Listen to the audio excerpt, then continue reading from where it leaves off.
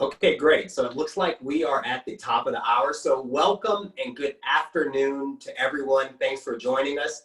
I'm Delvin Joyce, the chair of NAIFA's Diversity, Equity, and Inclusion Initiative. And if you've been with us before, you know that there are a couple of other terms behind diversity. We used to be called the Diversity Task Force, and we just updated our name to really portray all the good work that we are doing and our mission of creating a more diverse, equitable, and inclusive financial services industry. So I'm not going to take up a lot of time because I want to get to our incredible speaker today. But before we get started, a few housekeeping items. So all attendees today are in a listen-only mode. Please feel free to use the question and answer feature throughout the presentation for thoughts, comments, and questions. And I'm sure there will be a lot. We will address as many questions as we can at the end of the session as time permits. So now to the exciting part. I'm proud to introduce our speaker, and I'm proud to introduce him because Turnabout is Fair Play. A couple of weeks ago, he actually got an opportunity to introduce me. So it's an honor for me to introduce Christopher Gandy, who is the founder of Midwest Legacy Group in the Chicagoland area. Chris works with clients to create custom financial strategies designed to help make their dream retirement lifestyle a reality. After playing basketball for the Fighting Illini at the University of Illinois, where he was a co-captain and earned second team All Big Ten honors, Chris played professional basketball for the Chicago Bulls and the San Antonio Spurs, as well as professionally in France. After his time in the NBA and before founding his own agency, Chris worked as a Northwestern Mutual Financial Network representative. While there, he became a $1 million roundtable member. In 1999, Chris started his own financial services practice, and since then has worked with business owners, physicians, professional athletes, and key executives all over the country. He focuses on the areas of life insurance, disability income insurance, investments, and tax-efficient strategies. Chris has been a loyal NAIFA member since 2003 and is currently serving as president of NAIFA Chicagoland. Ladies and gentlemen, please join me in welcoming Mr. Chris Gandy. Thank you, Delvin. I appreciate the opportunity. Thank you for introducing me. Turnabout is fair play. And today we have an opportunity to discuss some phenomenal things. They asked me a little while back to give a talk on what was happening in society and what was happening amongst our peers. And I did that one, and we got a lot of great feedback. Somehow it made its way through the channels of NAIFA, and we had an opportunity to have some of the leaders in NAIFA see it, and they were compelled to have me back. So I promise you that today we'll have a great time. We'll discuss some challenging topics, but at the same time, we'll explore opportunities along the way that will allow for us each to leave this world a little better than we found it. So we call this talk Disparity and Opportunities. So just a couple, as Delvin mentioned, a couple housekeeping items for my part. Here's what I'd like for this to be the most impactful to you. What I'd like for you to do is a couple things. One is, obviously they've muted you. I'm sure you'll be having comments along the way. Two is the topic today is designed to make you a little uncomfortable, because in that uncomfortability, there is the opportunity for growth. Please hold your questions towards the end. We'll stay on as long as we can based around our engineers and our window of opportunity for us to discuss some of your questions. And as we go along this journey, what I wanted to do is I'm going to walk you through the other side.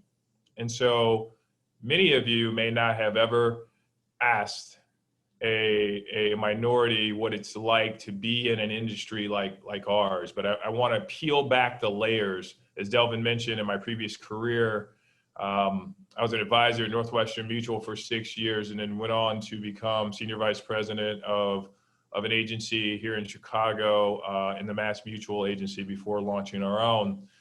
And in doing that, I just want everybody to just take a step back from your current life situation as we participate. Stop doing whatever you're doing. Try not to text during this, and just listen intently to this intellectual conversation as we get into it. As you mentioned, my name is Chris Gandy. I am the Associate General Agent in Chicago for One America Group, the One America companies. I see some of our One America family and friends on the call. And I'll kind of get to it as we go forward. I'll just give a brief description. In 1999, I was licensed as an insurance and financial advisor. Along the way, I started out my career at NML, and it was my life after basketball. What was I going to do with my life after basketball? But this sent me on a crash course. Life after basketball sent me on a crash course towards the family I call NAFA now. We'll go to the next slide. So here's a quote I'd like to start off with. Color doesn't define character. Culture defines character. Creed defines character. Doesn't define character. Only conduct does. So what we've realized in society now, if you take a look around, we've realized that there are clear color lines that have been drawn in the sand. And we see it being played out every day on TV. We see it being played out in the media today. We've realized that there is a clear distinction between cultures that we now have to wake up and pay attention to. We also have realized that the way in which we treat each other will decide the future of what the industry really and truly looks like. So if we go to the next slide. So let's talk about let's start with the basis in mind. And again, I'm going to walk you through my journey, but I think we have to at least take a snapshot of what's happening in around us today. And I want to start off with the idea that I'm going to actually draw a couple lines to help you understand what it's like being an African American and being in the world in which I love and I thrive in and I enjoy doing. And I'm also going to draw the line between what's happening in society today, because I think what's happening is unfortunately, we have a lot of things happening all at one time, and it's being mixed up in this brew. And we want to disseminate between all the things and determine what are the things that are actionable and what are the things that are just gut instinct and reactions and feelings. So I'm going to say there's a big part of this that has nothing to do with race. So I want you to just think about that. We're going to talk about humanity and how to treat each other. And I say my brothers and sisters at NAFA because we are in this fight together. It's not black, it's not white, it's not Hispanic. We are in this fight together. And because you're going to take your time today, I want to make sure that you take your time and you learn from the other side what it's really like, so you can appreciate it differently and you can understand the perspective. So here's what's happening in our world today. COVID-19 is a pandemic. It's impacted all of us, regardless of race. So that's a humanity thing. It's not a black or white thing. But we saw that the fact that it has affected certain communities, black and brown communities, a little differently. And I'm going to get to some statistics in a little bit. Civil unrest.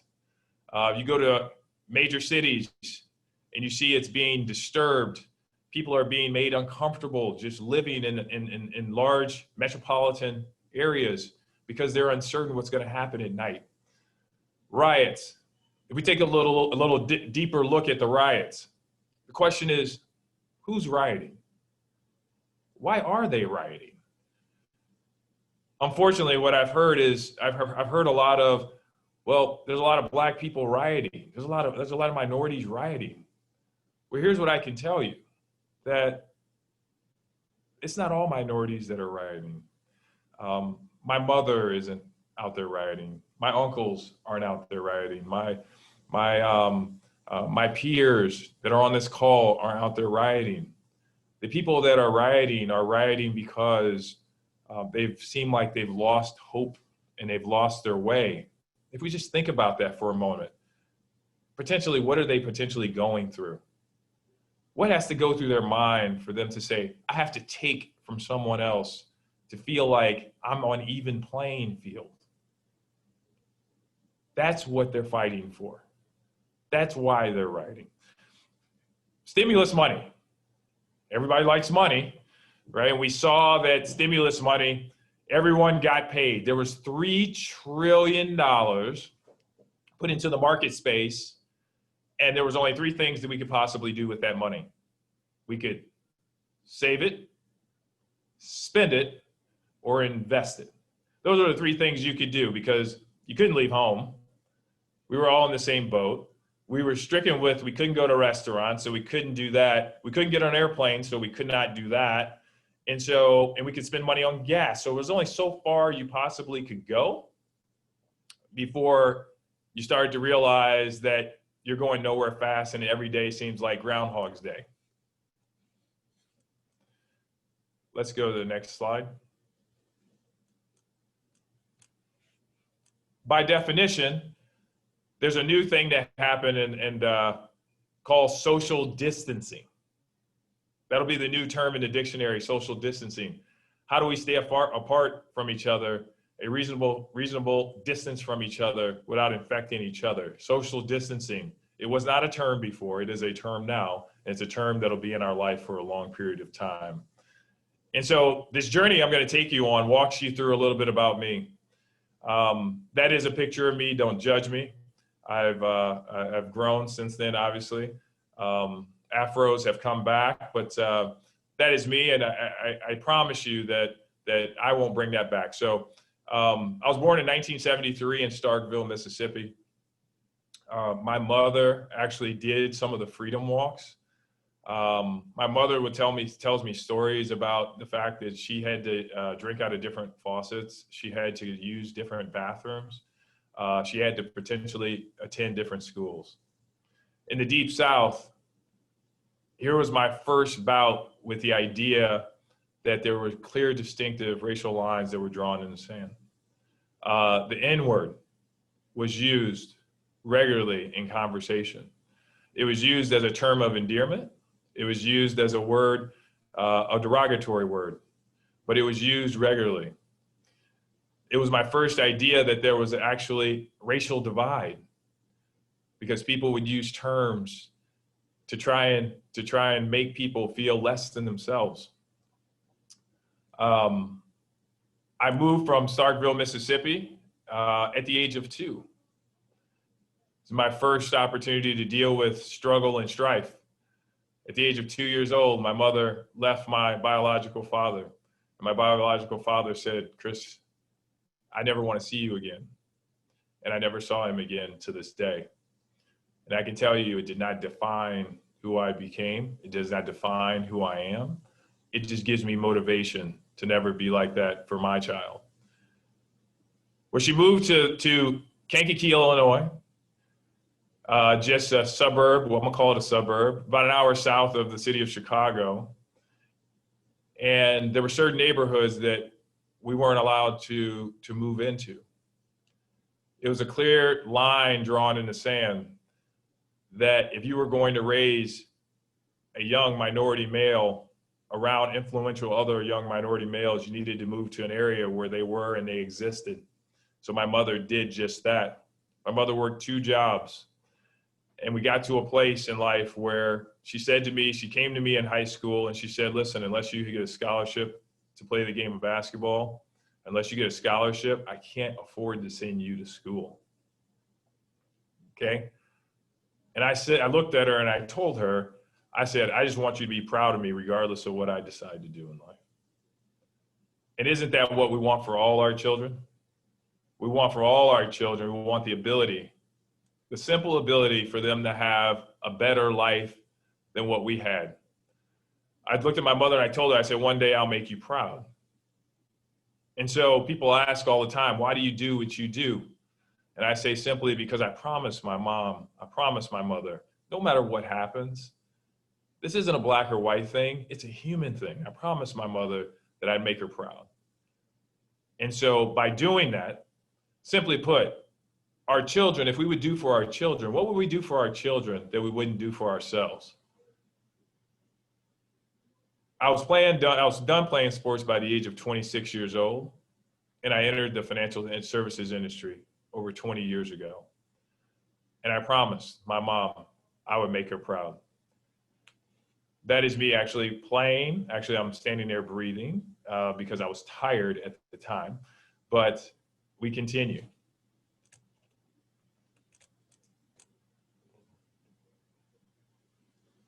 Where are we now? We are in unprecedented times. You've heard names like Ahmaud Arbery, George Floyd. The George Floyd case, was that a case of racism? Or was it just a case of overreaching brutality? Which was it? Some people will say it's one, some people will say it's another. But I do think that we have, unfortunately, misdirected some of the anger. We have misdirected some of the education at this particular point. But no one in their right mind on this call would say that that was fair. We see police protests. We're in unprecedented times. The pandemic, back to COVID-19, disproportionately hurt Blacks, Hispanics, Latinos, 93% more than the rest of the world. 93%. That's a very large amount. And there's people on this call that were impacted. They lost loved ones to COVID-19, so we're empathetic to that. We have to realize the real pandemic. Right, in the real pandemic, there was a study done in Forbes for the last 3 years. The real pandemic, ladies and gentlemen, is not necessarily COVID-19. The real pandemic is the disparity between the cultural, financial bounds. There's a study, if you look at Forbes magazine, there's a study out there about Forbes magazine called The Wealth Divide. And it talks about the difference between the Black and Hispanic family and all other families, that for every $1 that exists in other families, the minority family has just 5 cents. That's divided. That's inequality. We have to understand what that's about. 5 cents to $1. We have to ask, what happened? Is there a reason why that's the case? I believe so. Next slide. In 1999, I entered the industry. Just because I played sports, everyone thought that people would just write me a check and say, hey, invest my money. That's not the case. I was told, hey, Chris, go to your natural market. I forgot to tell you that Kankakee, Illinois, the average person was making $45,000 a year in a blue collar market in Kankakee, Illinois. I can tell you my first cases that I ever sold, I do my numbers on a regular basis, and I go back and I share these with the young professionals today. I tell them, I said, the average case I sold in my first year was $30 per month per client. That's where I started my career. $30. Many of them will laugh and say, yeah, I don't even know where you can find those people. $30 a month. I was told, go to your natural market. You got a degree in communications, Chris. You're never going to make it. I remember when I walked into class, someone told me, hey, Chris, your people don't buy life insurance. They don't understand it. And they definitely don't keep it. And it lapses every time.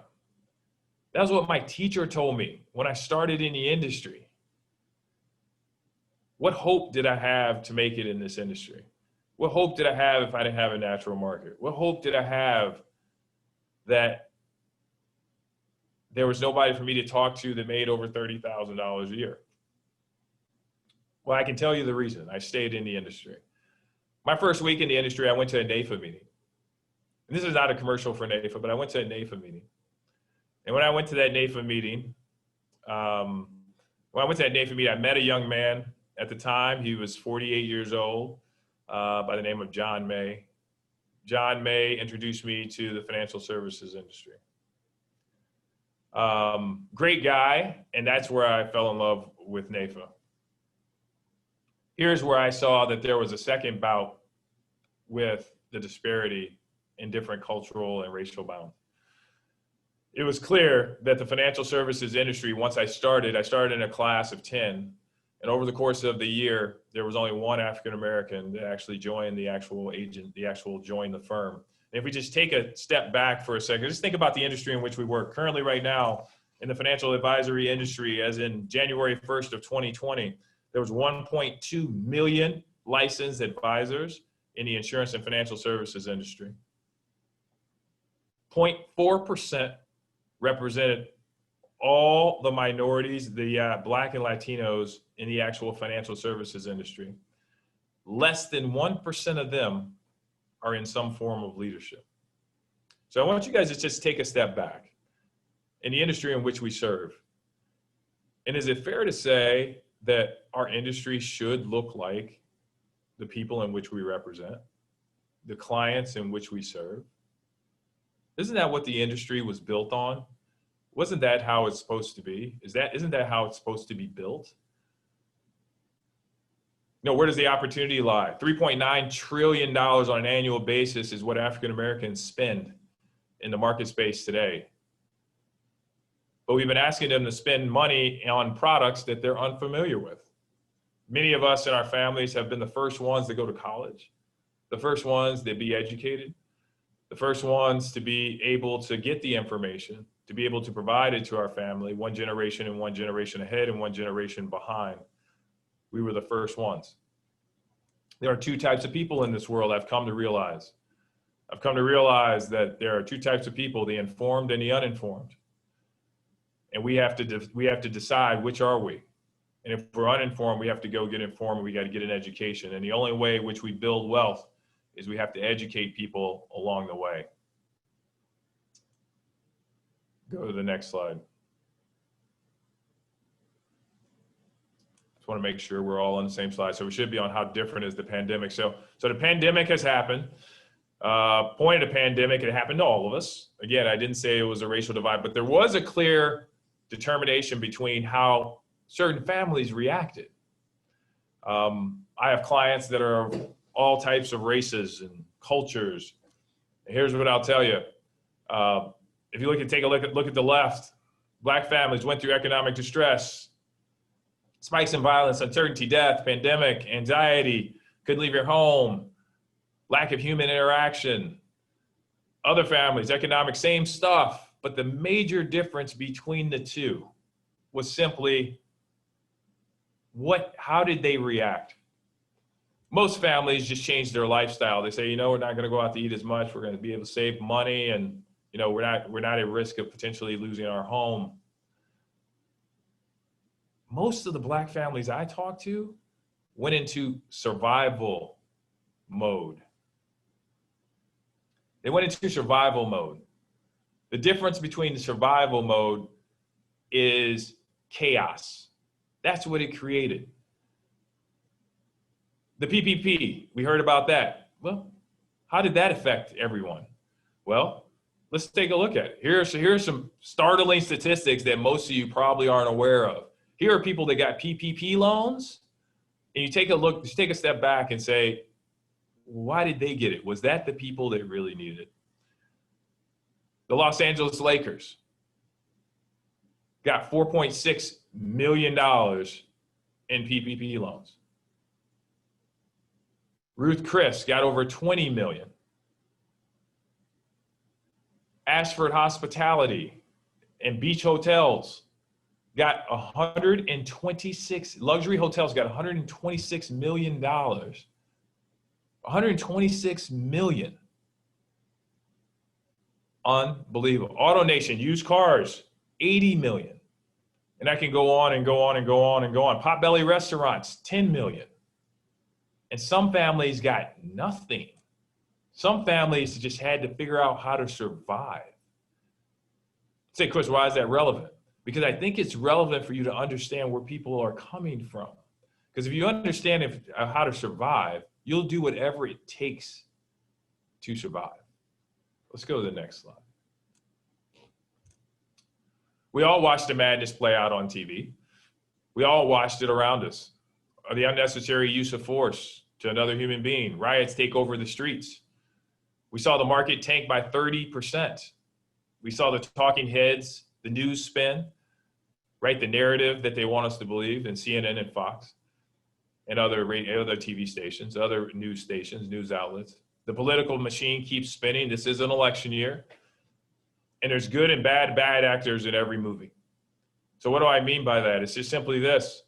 I heard people say, we are continuing, unfortunately, to cast outwardly stereotypes. I heard people say all police officers are bad. That's not true. And everyone on this call knows that's not true. However, because we were able to make all police officers the same, we inadvertently perpetuated the actual divide. They're not all the same. Everybody's different. And so we can't put them all the same. We saw hospitals getting overrun. We saw the Black Lives Matter slogan get legs. We saw mass everywhere. Unemployment soaring to record highs. Frontline health workers dying everywhere. We, for the first time in a long time, saw that U.S. citizens could not travel outside the United States. Airlines caused to a screeching halt. We are watching madness among us. So where do we get opportunity from? Well, let's talk about it, because isn't that what this is about? The fact that we are different, we want to acknowledge that, but we also want to acknowledge the fact that because we are different, there's opportunity. So when looking at the unrest and the divide, here's where we're at. We saw for the first time the highest levels of consumer research of life insurance during the pandemic than all the other years combined. Take notes on this. People are looking, when they thought about their mortality and their morbidity, when they thought about the fact that that could be me. I could be as healthy as an ox, and that could possibly be me. You saw that happen. You saw civil unrest. You saw that. You saw people now making calls, sending emails, sitting on Zoom calls that said, hey, by the way, I probably should take care of those things. They had no other place to go. They had to do it. Well, I should probably think about my mortality. If something happens, I get this COVID and possibly, it could possibly be the end of my life. I can no longer put off the things that I need to do. The volume in the first months of 2020 was up 25 to 50%. Here's my question for everybody on this call. How many of those, if you're not looking at your book of business, how many of those were minority and diversity calls for you? Just think about that. We understand that there's $3 trillion of assets out there for us to go get. How many of those were minority and diversity opportunities that came into your play? You got to think about that, ladies and gentlemen. 25 to 50% higher in volumes in 2020.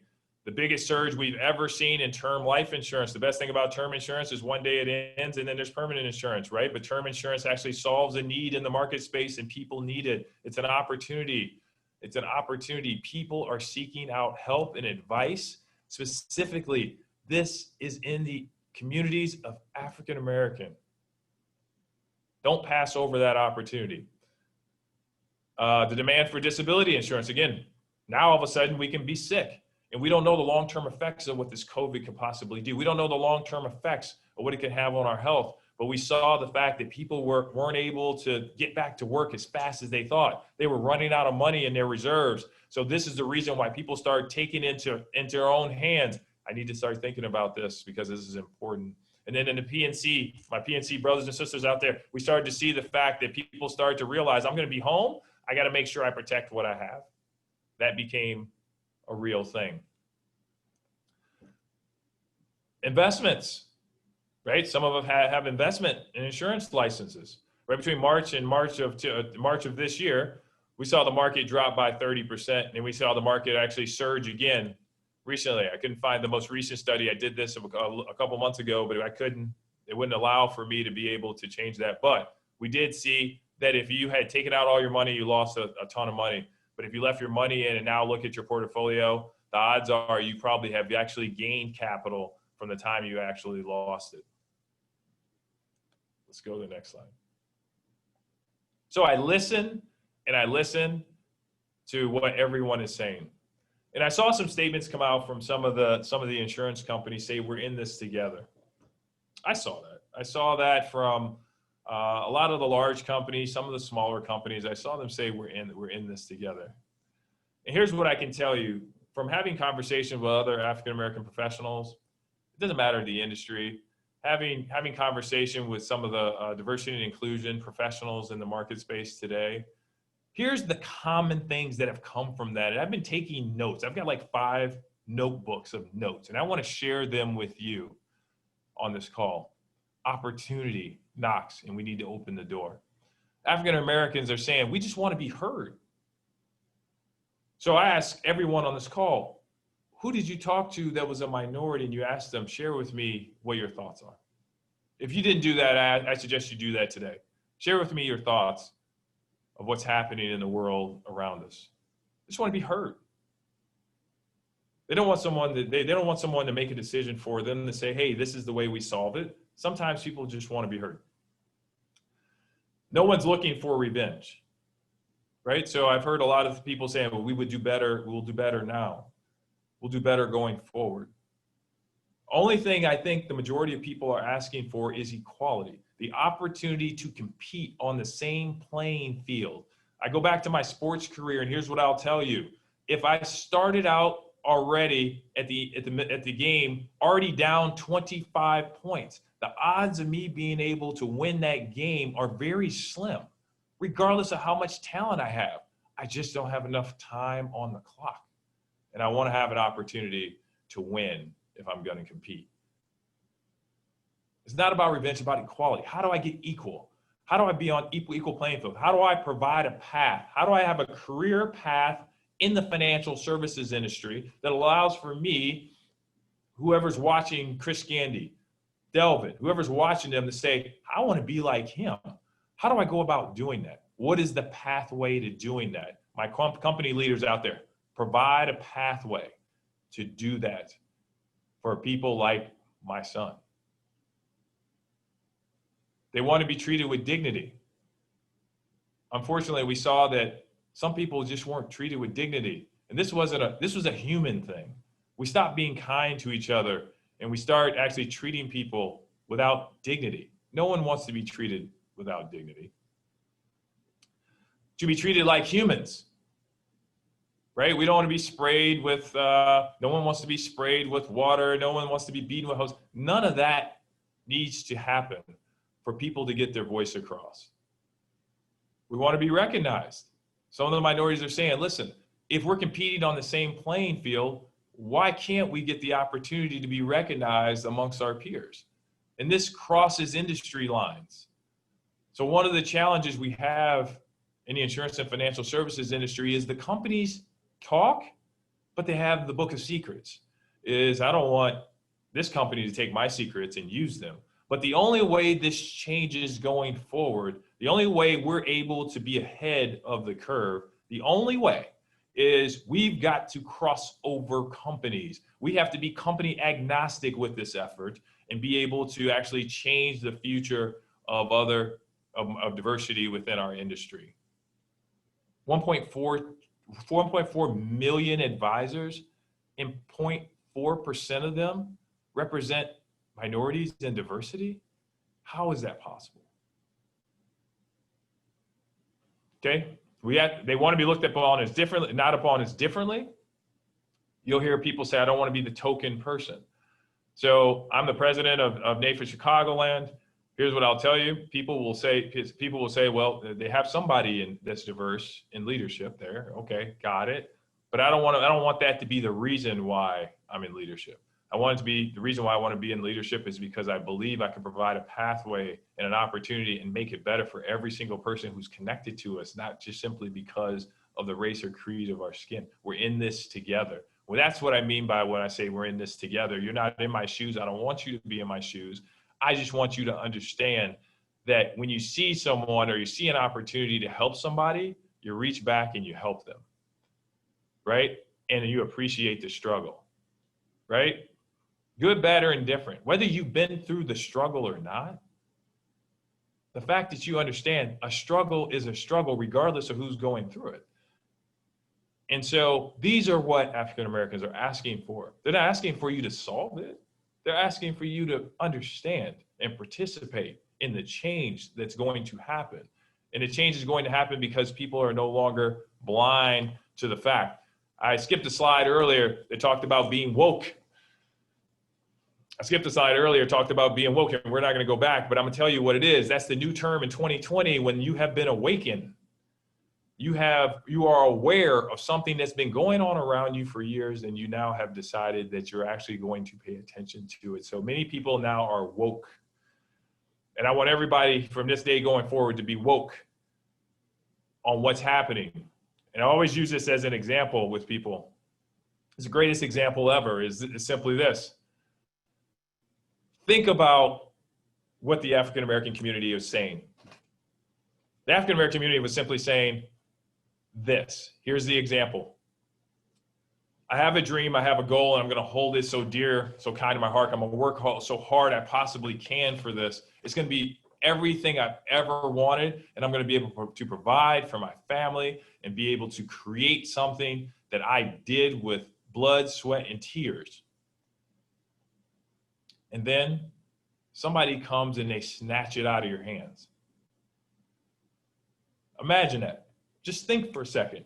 You have something that you hold so dear and someone comes and snatches it out of your hand. What is your next natural reaction? Your reaction is to snatch it back. So that's what we saw. We saw that. We saw people get hope snatched out of their hands. And when hope is snatched out of their hands, all of a sudden they said, I have to do whatever it takes to get it back. Do you understand the difference between the two? You can't fix that. That is a feeling that exists in the world and in society in which we currently live. And that's the part in which we can fix going forward, collectively, together. Everybody on this call, there's a call to action at the end of this. I promise you, there's things I'm going to ask you to do and promise you're going to do, because this industry is an amazing industry that's provided so many opportunities for all of us that we want to be able to keep it alive and keep it growing and change what it looks like. So let's not snatch out of each other's hands the opportunity. So here's some notes for you. What do I do, Chris? You understand? I can't change it. I can't fix it. But what can I do myself to engage and participate in that $3.9 trillion that's being spent by African Americans? Well, I'm going to give you the keys to the castle. You ready? I'm going to give you a couple. First one is community involvement. Okay? Dedicate your time, energy, and effort in community involvement. Here's what I'll tell you. Find some minority companies and individuals and do business with them. Novel idea, right? If you look at your business right now, if you look at your book of business and say, how much of this is African American or minority or diversity business? How much is that? Because it should look like the world in which we currently live, which it says that 40 to 45% of every American is represented by some sort of cultural diversity.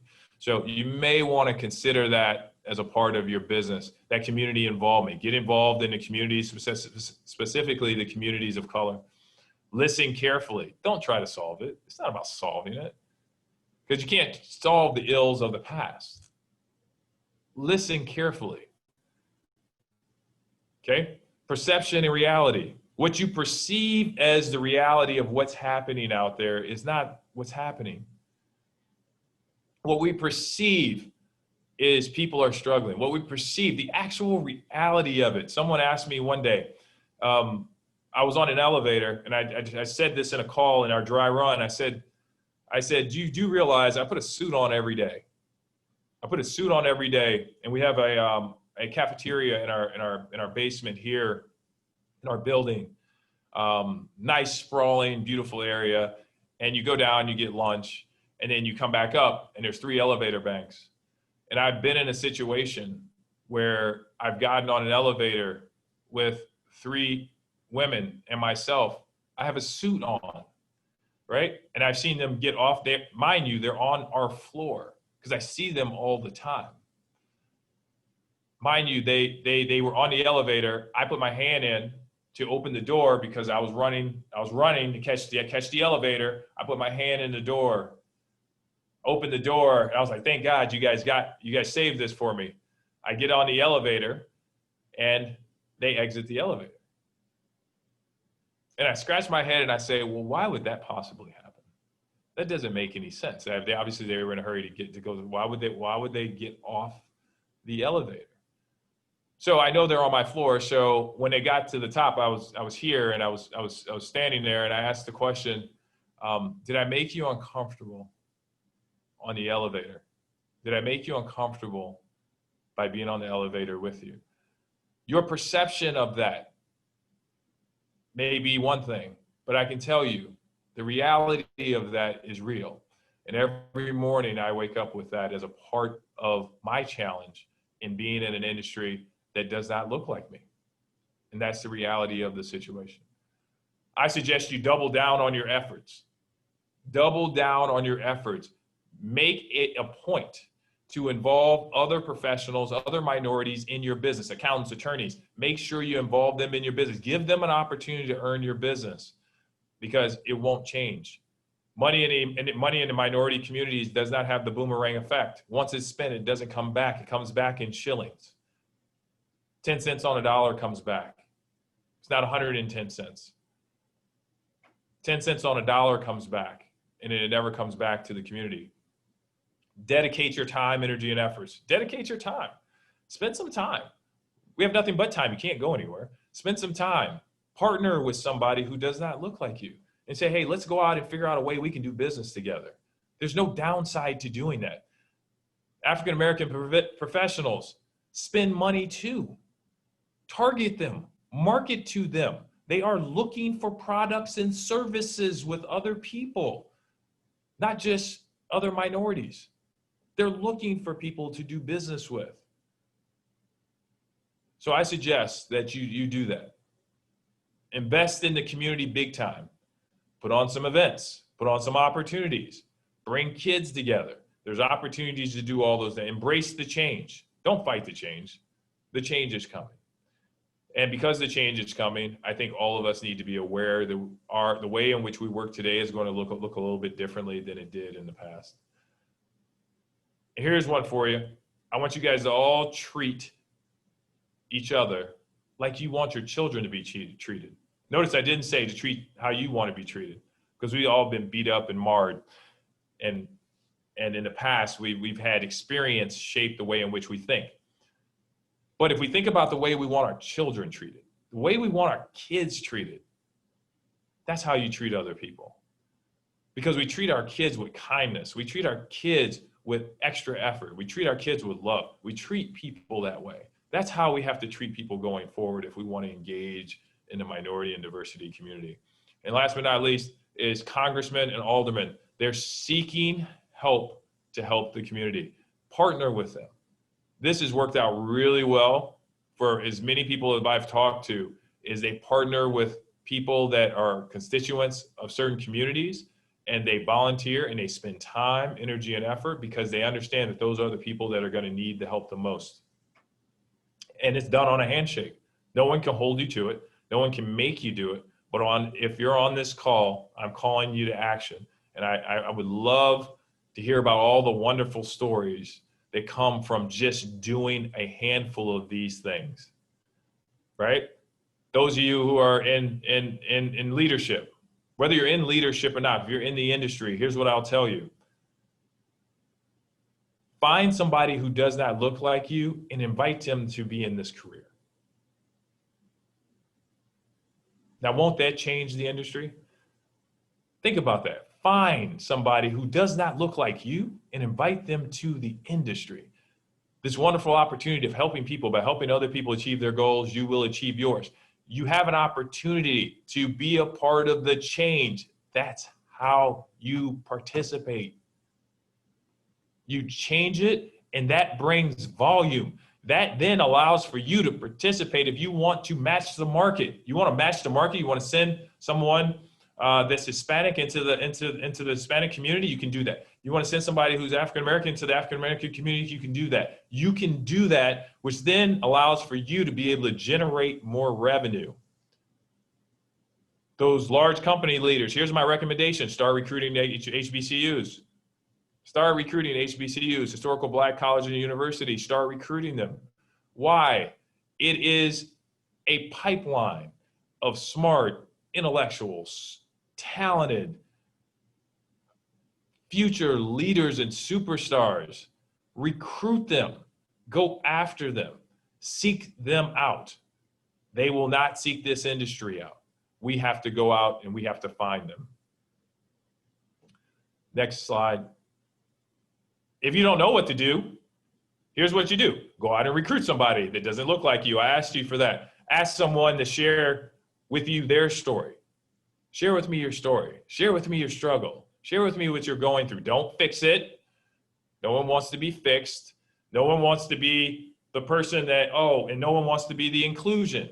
So I've heard diversity and inclusion. I'm changing that in my office to diversity and acceptance and awareness. Because when you include somebody, it's like when you were a little kid and your mother says, don't forget to include your cousin. I know you don't want to play with him, but you include him anyways. No one wants to be that. You don't want to be that. So don't ask someone else to be that.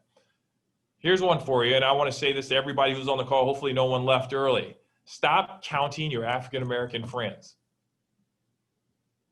That means nothing. They say, well, I got 4 or 5 Black friends. Do you know how that makes us feel when you say that? Don't say it anymore. Take it out of your language. It doesn't matter how many Black friends you have, because the last time you asked me how many white friends I don't know. How many Hispanic friends? I don't know. I don't count them. My friend is my friend for a reason.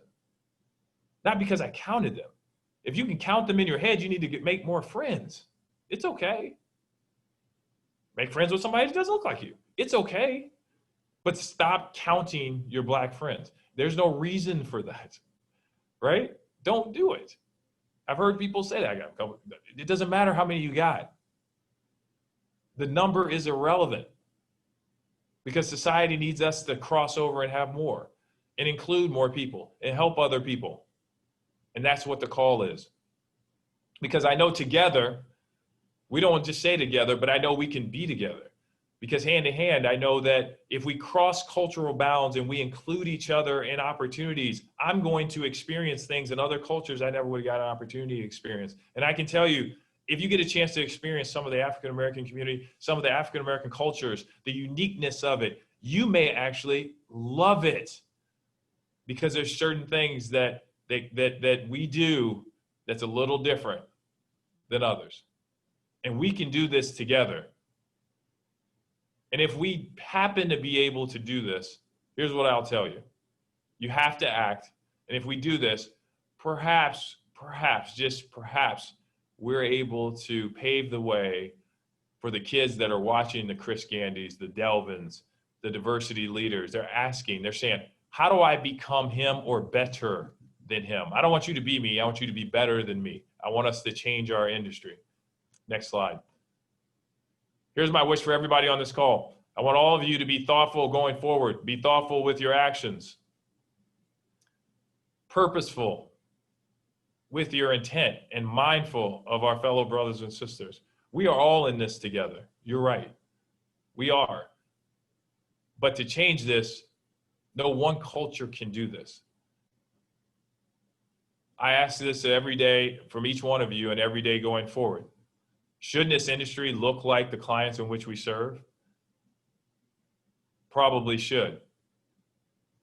I ask everyone on this call to go recruit somebody and invite them. You may not be a recruiter. It does not matter. But invite them into the opportunity to be in an industry like this, and perhaps and our corporate leaders to cross over affiliations and figure out with other corporate leaders, how are we going to do this? We got to put the most talented people in the seats to be able to run and build our distribution systems and grow.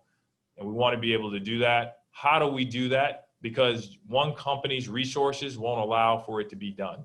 You've got to cross over and you have to share the secrets.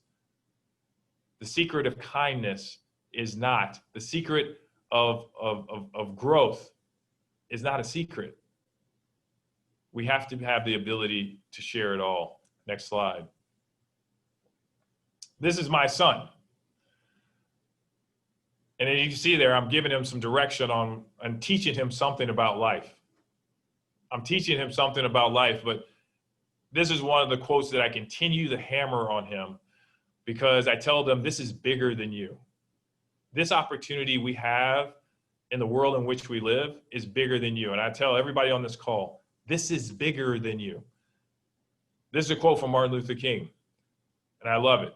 In the real sense of interrelated, all men are caught in an inescapable network of mutuality, tied to a single garment of destiny. Whatever affects one directly affects all others indirectly. I can never be what I ought to be until you are what you ought to be. And you can never be what you ought to be until I am what I need to be. We are interrelated in the structure of reality. This is the crossroads. For my son to have an opportunity to come into a business like this, for me to teach him in a business like this, is wonderful business. I ask everybody that's in our NAFA family to consider taking advantage of some of the opportunities that I talked about, understanding the disparity that's happening in the world in which we currently live, and embracing each other and uplifting each other going forward. Thank you for attending. If you have questions, of course, you can always ask them. There's a new research report out. Mr. Delvin's on the front, looking dapper, of course. And it's the NAFA report on serving the African-American community. I advise all of you to read it. It's a phenomenal read. Educate yourself. Remember, there's two types of people in this world. There's the informed and the uninformed. And I want all of you to be informed going forward. I'm Chris Gandy, and I appreciate everybody being on the call. And I'm so blessed to be in the opportunity to lead others down this path, specifically on the diversity opportunities. Thank you. Thank you so much, Chris. Awesome presentation. Really appreciate you being able to share not only your time with us, but your expertise as well. Getting a lot of great feedback in the chat today. People asking plenty of questions on how they can find this after the fact, and Emily is taking care of that. It's fantastic. But we did have one question from the Q&A as well here that wanted to address on here, and might tie things up a little bit. But where do you see the industry going in the future now? You know, things have probably changed a lot, especially in the last 5 or 10 years. But what is your hope? Where do you want to see it going in the future, I guess? Well, I think the industry as a whole has to embrace the fact that we have to start a farm system. That farm system, and I can speak specifically for the African American communities. I can't speak for others, but that farm system has to equip them with the tools necessary to excel. I think the industry as a whole has to come out with some different underwriting standards. There are certain cultures that naturally have a propensity for higher risk elements as we go forward. There's got to be that embracing of the fact that if you look at the some of the numbers, African American men don't live as long as others. It is what it is, right? And so, what are some of the common reasons why? But does that mean that we shouldn't be able to protect our family or be able to provide for our family in case something happens? Not necessarily. So I see the industry, the companies have to come together and come up with a concerted view that A, we need change, and B, here's what we need to do to get there collectively. And if everybody on the call does their part, does a piece, just does one, just helps somebody else and recruits one, that does not look like them, the industry changes just like that. Awesome. Well, as I said, thank you so much for your time and expertise today. We will be passing along any future questions we see in the chat, and as well as the event notes as well later on the after this call is over with the recording as well. But again, thank you, Chris. Thank you, everyone, for joining today. This session will be available on demand and in NAIFA's Talent Development Center very soon. And as Chris mentioned, NAIFA has a new research report from the Diversity, Equity, and Inclusion Initiative. So please visit tdc.naifa.org to access the report, as well as the recording and the event notes from today's session. And one more time, I will say tdc.naifa.org. Yep, I got my NAIFA mask on. Yeah, look at that. Love it. Thanks, everyone. Appreciate it. Thank you. Everyone have a great day.